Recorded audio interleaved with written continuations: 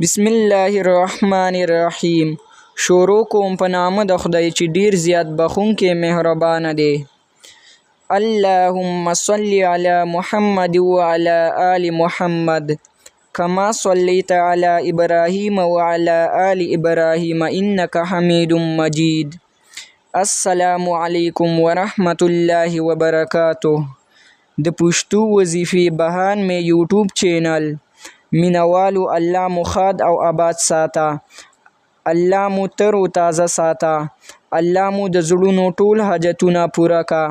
اوس راځو د وظیفې طرف ته. دا د 3 ورځو وظیفه ده. د مینې واده دپاره وظیفه ده او دا یو طاقتور او اسلامي عمل دی. د دې استعمال چې دی د مختلفو مقصدونو دپاره کیږي. په دې کې د خوښې کس سره واده کول، او که تاسو د خوښې او د مینې واده کول غواړئ او ستاسو ملګري یا خاندان ستاسو مخالفت کوي، او که تاسو ته په دې رشتې کې هر قسم رکاوټ وي او تاسو سره د دې دپاره مختلفې لارې ګورئ، نو دا وظیفه ستاسو دپاره ډیره مددګاره ده. او ډیرې مختلف وظیفې داسې دي چې د مینې واده دپاره استعمالیږي. هغه مشهور وظیفو کې دا وظیفه شامل ده، چې هغه وظیفه دا ده: سورة الاخلاص.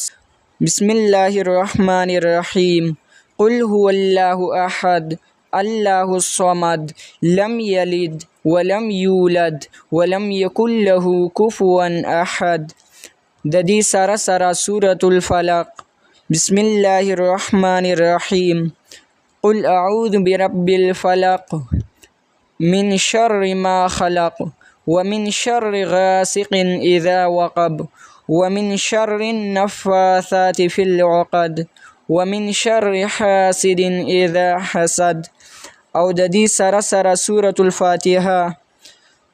الحمد لله رب العالمین الرحمن الرحیم مالک یوم الدین ایاک نعبد و ایاک نستعین اهدنا الصراط المستقیم صراط الذین انعمت علیهم غیر المغضوب علیهم ولا الضالین.